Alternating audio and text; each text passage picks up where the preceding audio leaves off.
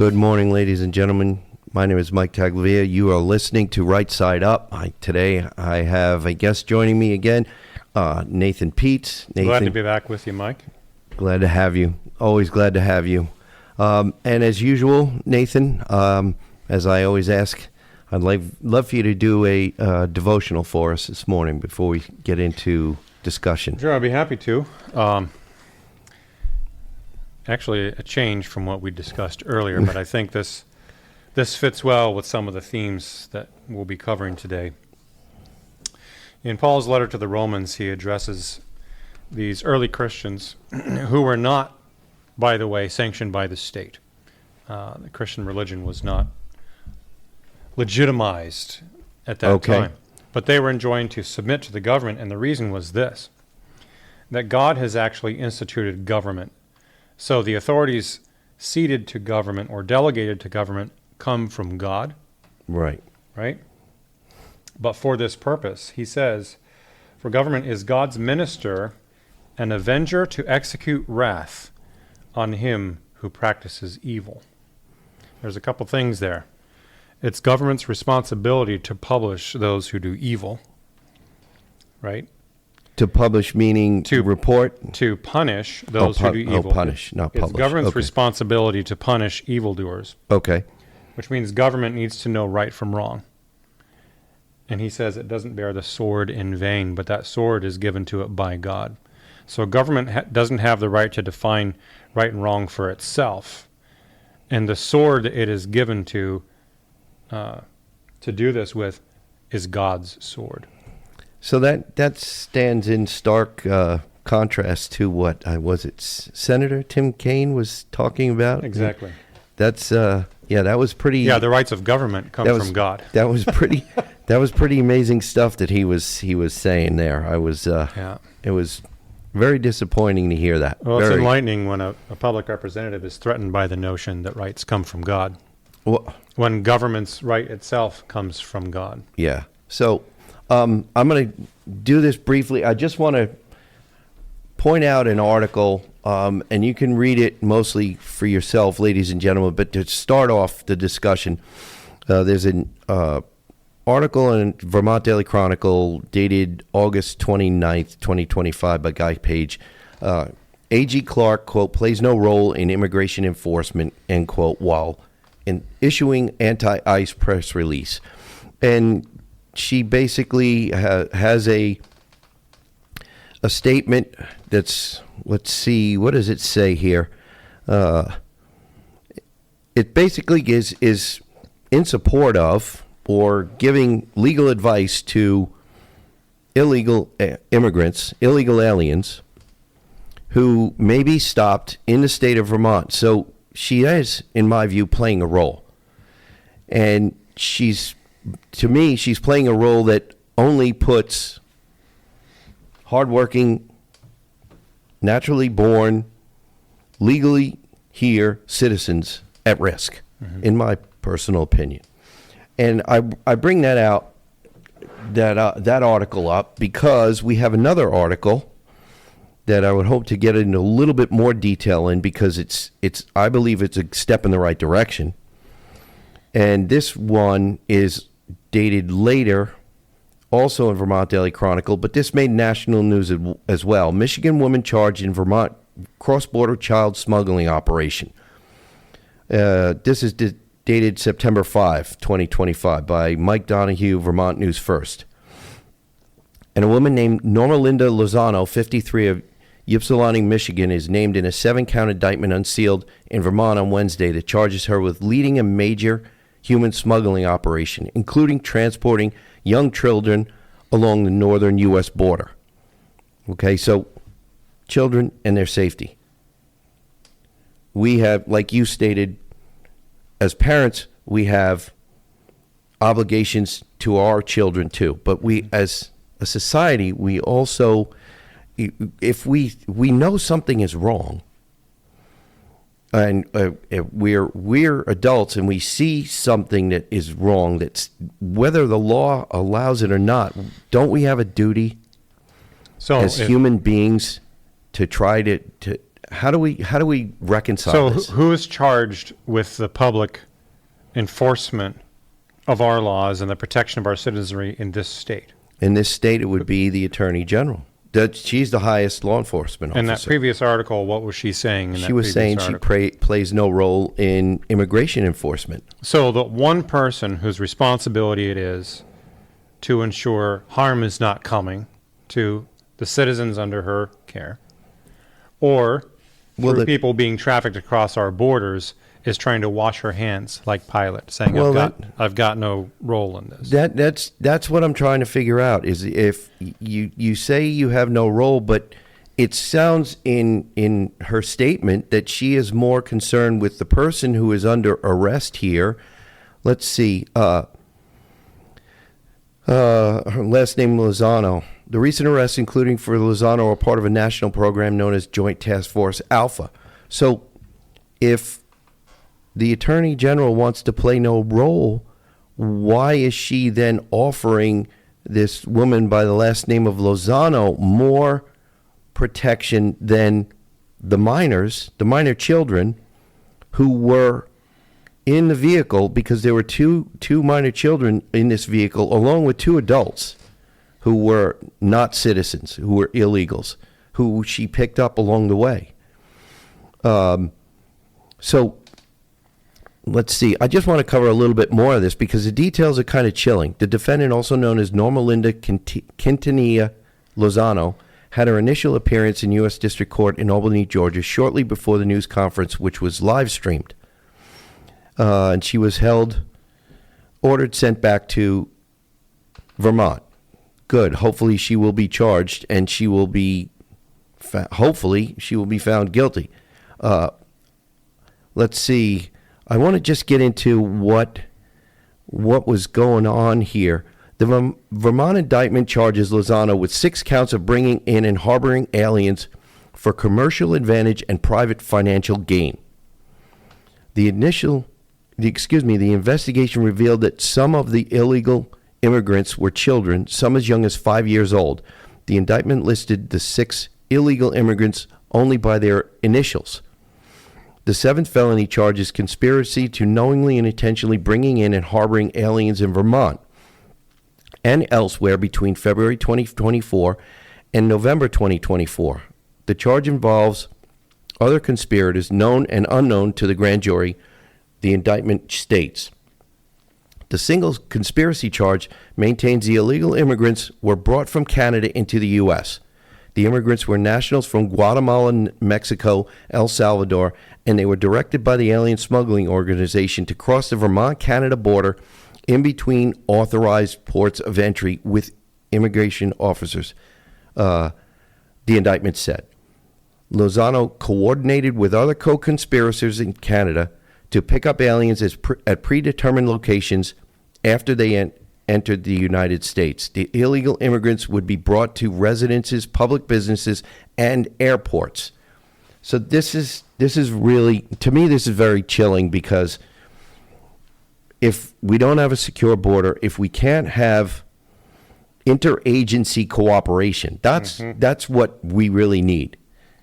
If the Attorney General is insisting she plays no role, but her statements say she wants to play a role in defending, in helping someone who has been arrested or is being investigated by ICE or Border Patrol, then that's the wrong role. And what it looks like she's playing the wrong role, in my view, in my personal opinion. So, we have this metaphor of the body politic, right? Yeah. Well, what's the immune system? Law enforcement, right? Yeah. Well, theoretically, it would be. So, John Stuart Mill said, "The only thing necessary for the triumph of evil is for good men to do nothing." Well, now I just want to compare that to the body politic. If your immune system is not functioning, what's going to happen to the body? It's going to be overcome by evil, right? So to say you have no role is aiding and abetting evil. Well, that's the way it appears to me. It really does. This and what really is troublesome, if you read the article, ladies and gentlemen, the once inside the country, these illegals were, it's looks like they felt free to move them throughout the country, Right. across state borders. Right. So one of the roles attorney generals should have is to have interagency cooperation so that they can prevent cross-border problems with illegal immigration. If we have, it's interesting. I just had a conversation with someone who was having a problem with a registration. You say, well, what the heck does this have to do with anything? Well, it has to do with cross-border vehicles.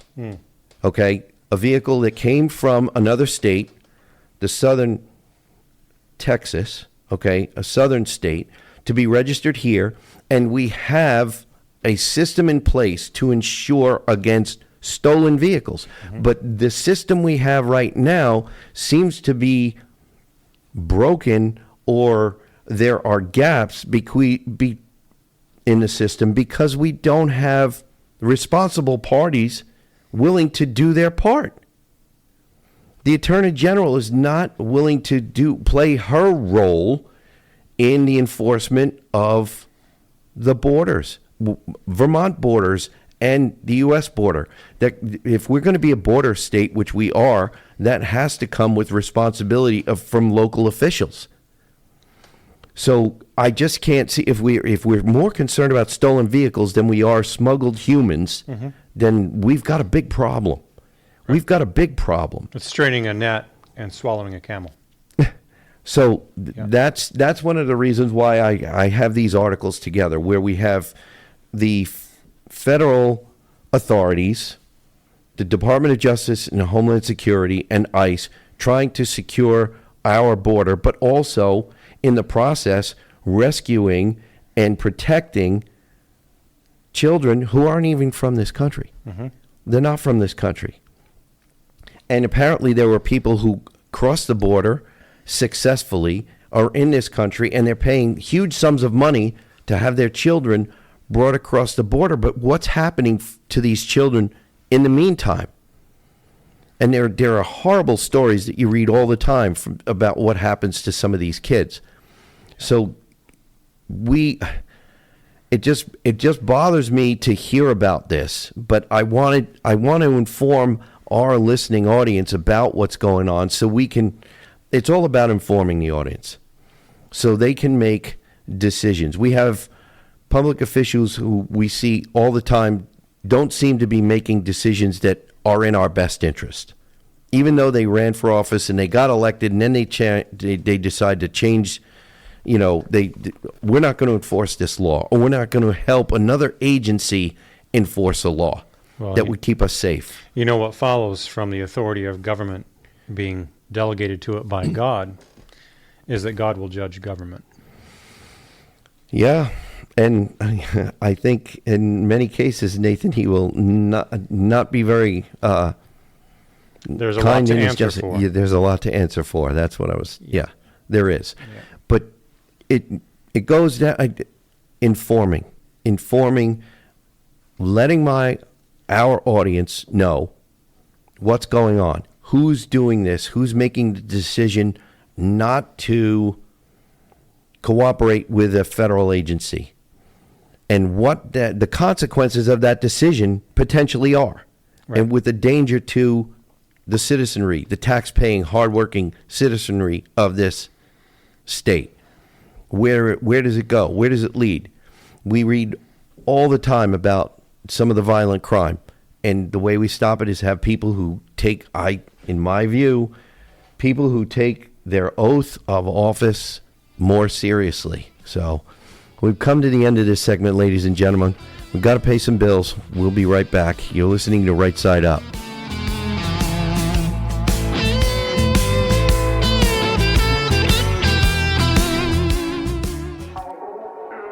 Hey, this is Steve from Granite Croc. I'd like to thank Mike Tagliavia and Right Side Up for being part of Granite Croc and Grok Media LLC's podcast network. You can check out all our programs every night of the week at 8 p.m.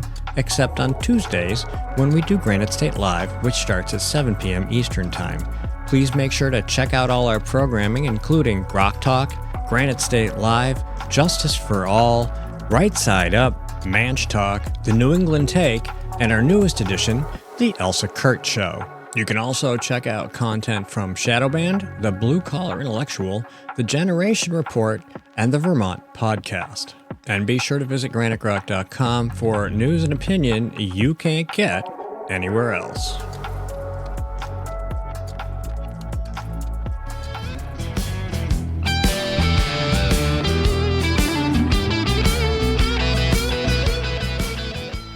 Welcome back, ladies and gentlemen. You're listening to Right Side Up. We were talking about protecting the kids in the first segment. My guest Nathan had to take off. He had a prior engagement, so I'm going to be doing the rest of the show solo here. But I wanted to continue a little bit about, the kids. Our young people are the people who are going to be taking over this state in this country, running it, and they're really important. They're very important. It's important that we take care of our kids, we protect our kids, and I want to talk about a couple of things that make me feel good about the young people in this state. I went to 2 different happenings up in the State House this summer.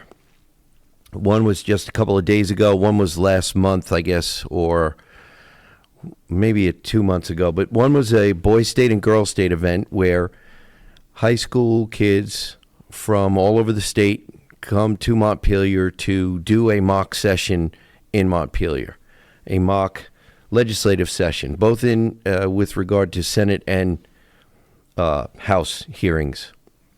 So it was really great to see the engagement with the kids, with the young people, their willingness to talk about policy, things that affect them, things that are important to them. But it's also interesting to watch and see some of the way they proposed legislation and what their reasoning was, and to sit back and think about why they were coming up with some of the reasons that they came up with, and making me wonder, what it did was make me wonder what's going on in our public schools. How much of what's going on are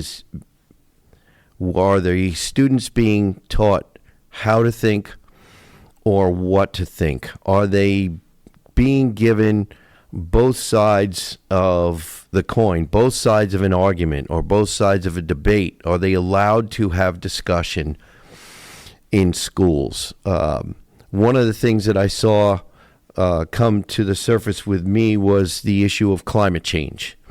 We've talked quite a bit about climate change on this show. CO2, ladies and gentlemen, we talk about CO2 a lot, and how, I've spoken not only, about a month or so ago, CO2 is a plant nutrient. It's not a greenhouse gas. It's not our enemy. It's our friend. It's the gas of life. And the reason I bring that up is because watching some of the school students who were concerned with climate change, but it did not sound to me like they were getting both sides of the so-called science. We have scientists in the thousands who have come out and are stating that, our climate has changed over millennia, but the temperature changes have not been so drastic that there would be any societal concerns to a point where we should be worried about a catastrophe. And watching our kids in this one session made me wonder, made me very concerned that they were not given both sides. They were not shown the some of the science that we know exists. We have geological studies. We have tree ring studies. There's all kinds of different studies. There's coral reefs, all kinds of things that scientists can use to show us what the temperature and dissolved gases and other than not just CO2 but other gases, because CO2 is very, very tiny proportion of our atmosphere. And we in past years, the basic science, basic high school science would show you these things, would teach you these things. And I'm very concerned that in the recent past, our young people have not been given the true science. They've just been given what some of these very vastly incorrect studies and models have been showing. We see and we hear about our young people being told that in 9 years, 11 years, I don't know if we're down to even 7 or 8 years now, that there's going to be some sort of a climate catastrophe if we don't act now to do something about climate change. And I always try to stress taking care of our kids and raising our kids to be able to think outside the box, to be able to know how to think, not be told what to think by someone and just run with it. Give the scientific arguments, find the facts about an issue and talk about those. Use those combined with common sense to be able to figure out, should you be concerned about your future? Why should you be concerned? Is CO2 a problem? Is equity a problem? Or is equality more important than equity? Does equity destroy equality? I bring up as often as I can, what is the curriculum in a school? Do we as parents, and school boards get to decide the curriculum? Will the curriculum be something that will show a balance? Do we get any true economics? What kind of civic classes are we going to get? The thing that made me feel really good about these events that we had were you could see that these kids wanted to be there. They wanted to be civically engaged. They wanted to learn the process. And when I get out and talk to people, I'm always trying to get people, and you know this from listening, I'm always trying to get people engaged in the process. If you know about the process, it'll be, number one, it'll be much less intimidating to you. And we are a constitutional republic. We are not a democracy. Democracies lead to tyrannies, ladies and gentlemen. Most of you in the listening audience know that. But we keep getting told over and over and over again that we're a democracy. Democracies in the recent past, in our recent history, we've seen. Look at Venezuela. Venezuela was a democracy. It was thriving. But it very quickly, in a generation or a generation and a half, slid into a tyranny. And they're still struggling to get out of it. So I'm very interested in showing people that getting involved and having our children get involved in the civics is going to be what helps get us out of our problems. In talking to people, I was just talking with people this week. People who, I read and I hear and I speak to people all the time. Oh, the state, with respect to Vermont, the state is lost. I don't believe that. It's not lost. If it was lost, then I wouldn't be talking to you on the airwaves right now. I don't believe that. In the way that we bring it back to some sort of make it resemble more like the Vermont and the freedoms we had from even 25 years ago, is for people to be more involved. The apathy and the idea that there's nothing that you as an individual can do is false. So when you get to a point where you have decided enough is enough, and I hope people have decided enough is enough, and you stay involved, stay informed, go to more than one site, whether it be on the internet, go to more than one news outlet. If you prefer to get your news via television or cable, whatever, find your way to weed through the noise and get to the meat. Most of the media these days is looking for clicks. It's looking to steer you in a direction rather than give you the facts. You need to find where those facts are. And speaking to people just this week who wanted to get more involved and had decided they had enough and they wanted to get involved for the purpose of learning more and being involved, whether it be at a school board, at a select board, or even to be involved in the legislature. It's not a hard process. I think we've talked about this. We're coming up on reorganization time. The Republican parties townwide are going to be reorganizing. This is your time to get involved, so that if you felt like you didn't have a say, you want a seat at the table, now is your time.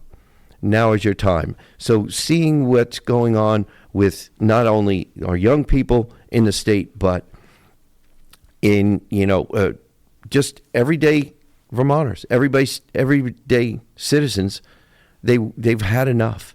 They've experienced, there's so many people experiencing progressive policies, like we talked about last show, that have had enough, and the only way to not have to experience progressive policies is to become part of the change, become part of the way you eliminate these policies that have caused the lack of public safety, that have caused the financial hardship that has caused people to leave, pack up and leave. And ladies and gentlemen, there are people, longtime Vermonters, born and raised Vermonters, who've left and are coming back and have come back because they realize Vermont is their home. And the only way that they're going to keep Vermont their home is to be part of the process. You can be part of the process. It's not hard. Find a friend who is involved. Find a select board member or a school board member that you know, that you like, that thinks like you, and ask them how to get involved. It's not hard to do. It's really not hard to do. And the more people I can talk into getting involved, the quicker we all feel safer in our homes at night, walking down the street, driving down the road, just living our daily lives. Maybe, it will only take one more election to turn that corner. We are close, ladies and gentlemen. We are very close. And the reason I keep harping on this is because it is not hard to get involved and stay involved. It's not hard to get a seat at that table. It's not hard to be able to take your select board in your town and have a voice and change some of the things that you thought were not changeable. It's really, really not hard to do. It's really not hard to do. And seeing in these young people who have, in their education, they found someone, a teacher or a parent, with respect to the homeschoolers, who also did a mock session. Their parents encouraged their child, who was a homeschooler, to participate in this. And you could see it. They were so engaged and so interested in the process. And when they made mistakes, or when they were doing something that, like in the House, we have decorum. If it violated decorum, they were interested to learn and understand why. So I just, if we can just get away from the fear that this is something that, that's not for me. I'm not a public speaker, or I never wanted to get involved in the process that deeply. It doesn't take much. And ladies and gentlemen, you will find out how empowering it is to be able to be part of your town government, your school governance, or even part of your state governance. It's not hard, and the more you get involved, the more I promise you, the more you will feel empowered. So we've come to the end of another segment. We've got to pay some bills, but we'll be right back. You're listening to Right Side Up.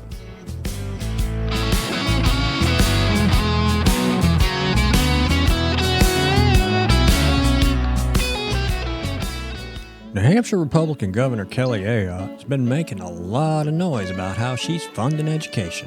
The Republican budget she just signed provides more money for education than ever before.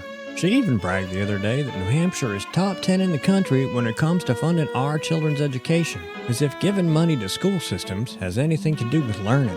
If you look at the math, and if you got schooled in New Hampshire, the odds are good it's not your best subject. It's the exact opposite. The more money we throw at schools, the less kids learn. We're committed to wasting money on an experiment that failed, unless wasting money to drive parents to homeschool their kids was the goal. We prefer to pick on Democrats, lower hanging fruit and all that, but our rhetorical woodshed doesn't discriminate. If that sounds refreshing, you need to check us out. This is Steve McDonald for Granite Rock, and we'll keep shining the light on them for you.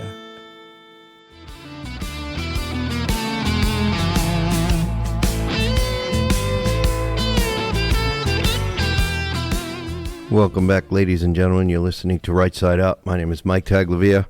I want to switch gears here a little bit.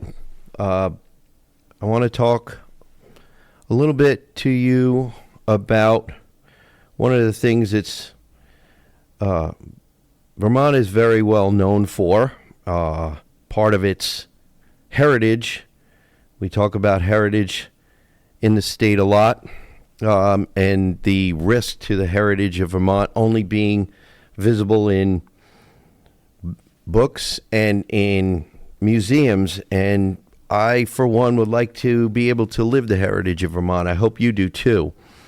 But I want to talk about Vermont's agricultural fairs. Let's see. I want to talk first about the numbers and the economic impact. Vermont, with its deep-rooted farming heritage, hosts a vibrant tradition of agricultural fairs and field days each year. These events celebrate local produce, livestock, crafts, and community spirit, drawing families from across the state and beyond. According to data from nonprofit directories and state agricultural resources, there are 13 county fairs in Vermont annually. This figure encompasses major events like the Vermont State Fair in Rutland, the Champlain Valley Fair in Essex Junction, and the Tunbridge World's Fair, which we'll talk a little bit more about in a minute. Let's see. And others such as the Orleans County Fair, Caledonia County Fair, and the Addison County Fair and Field Days. These are primarily agricultural focused, operating as nonprofit organizations under county agricultural societies. In addition to these, the state sees dozens of related field days and smaller community events, as noted by the Vermont Agency of Agriculture, Food, and Markets.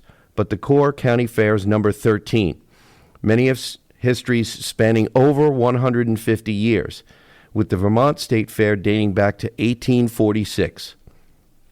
Economically, these fairs generate significant activity. Collectively, Vermont's 13 county fairs employ about 533 people annually and produce over $8 million in revenue from ticket sales, concessions, vendor fees, and sponsorships. This revenue supports operations, premiums for exhibits, and infrastructure improvements on fairgrounds, which hold assets valued at around $19 million. The fairs boost local economies through tourism, with visitors spending on lodging, food, and transportation, especially at larger events like the Champlain Valley Fair, which attracts tens of thousands over 10 days and features concerts and midway rides.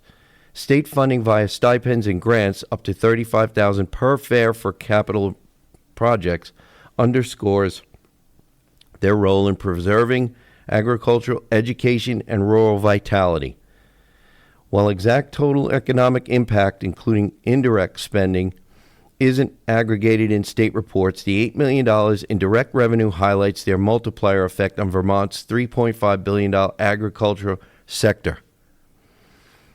Let's see, fostering jobs and community ties. For 2025, expect the same lineup from July through September, with events like the Tunbridge Fair, which is September 11th through 14th, continuing this legacy. So I told you, I think last show, that I attended the Caledonia County Fair, which was great. I went up to see friends who were up there, had their own booth, and also I went to see some friends at the Caledonia County Republican booth.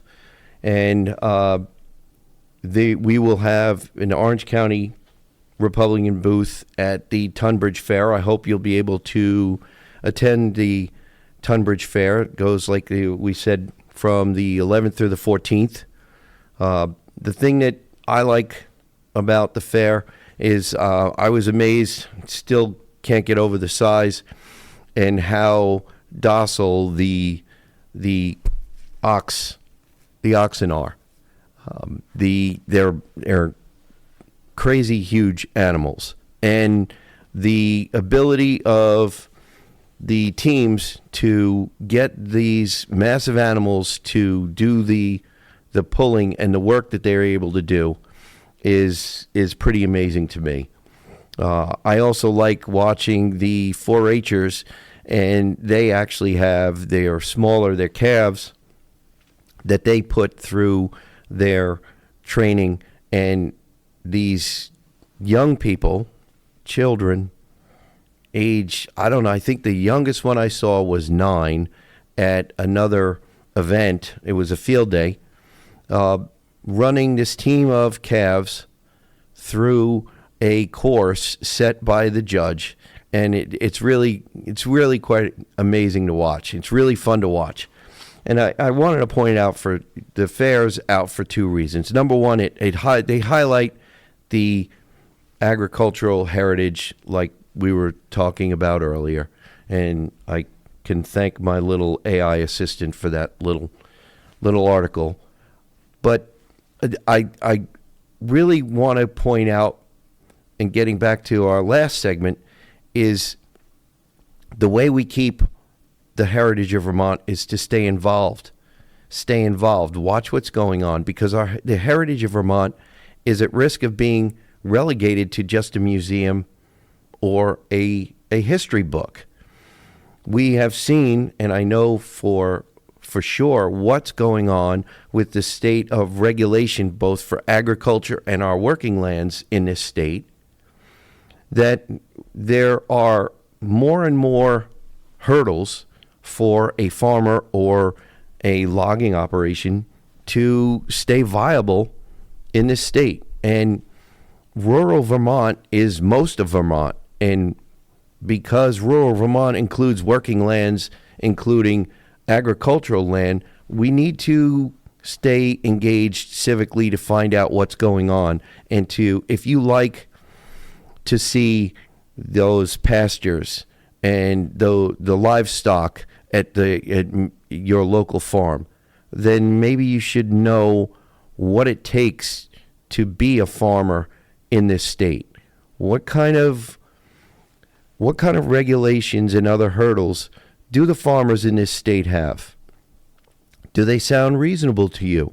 Would you be able to try to start a farm, or would you not be able to because of the regulatory environment?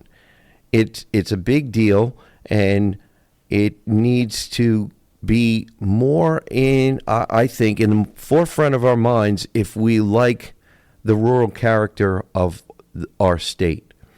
When we have seen so many farms disappear over the past 5 to 10 years, mostly because of regulation, we need to. I can't say enough how we need to stay more involved as a population in this state. if we stay involved and we inform ourselves on what's going on, then the state that we grew up in, or the state that we found, whether it be through a friend or just driving through one day or 1 week on vacation, and we fell in love with and moved here, if we like Vermont because of what Vermont is, then we should be looking to ensure that Vermont stays Vermont. I hope I don't sound too much like I'm on my soapbox here, but the Green Mountain State is a beautiful state, ladies and gentlemen. It's a really beautiful state. And the way it stays beautiful is for not only farmers to stay involved and do their thing, but for all of the rest of us to do our part. And that includes being civically involved. If you like your forested lands, find out what it takes for working lands to be managed. I know there are people here who believe that there should be some wildlands, and I tend to agree that we should have some, but we should be looking at our history of the state, for the entire history of the state, and what working lands were able to do for the prosperity of this state. What was agriculture able to do for the prosperity of this state? If we came from a state that was mostly agricultural and from working lands, then why would we not want to take that advantage and run it into the future so that we could, 100 years from now, still say that we are living our heritage instead of just reading about it and learning about it in school and in a history book or in a museum. So I'm gonna, as long as I am behind this microphone, I will still stay on the getting involved and informed with the civic involvement. But the one other thing that I'd like to talk more about is that at most of these fairs, you're going to see your county Republican committee. They'll have a booth there. If you see them, go stop by, say hello, ask them about what's going on, tell them your concerns, tell them what you're happy about, tell them what you're concerned about, what you'd like to see, what would you like to see changed. Let them know. Let them know. There are people out there who are really, truly concerned with, again, I'll keep bringing up, we have a education system that's in the midst of being reformed, both tax-wise and the structure of it. We have public safety issues that need to be resolved. We have a number of other things that need to be, we need to find ways to stop taxing our hardworking citizens into oblivion. But one way for us as a legislature to make those changes is for you as a citizenry to be involved. Talk to us. Tell us what your concerns are. Don't throw your hands up and say, it's gone, we can't fix it. That's not a way to change it. The way to fix it is to get involved, stay involved, talk, email, get on, leave a phone message. Somehow, write a letter. I received a letter not too long ago from a very well-written letter from a constituent. It was great. I contacted the constituent. I think we got things worked out. I don't know that they went exactly the way this constituent wanted, but it's when you do get involved, you will be surprised. You really will be surprised that in the end, I think you're going to be happy that you got involved.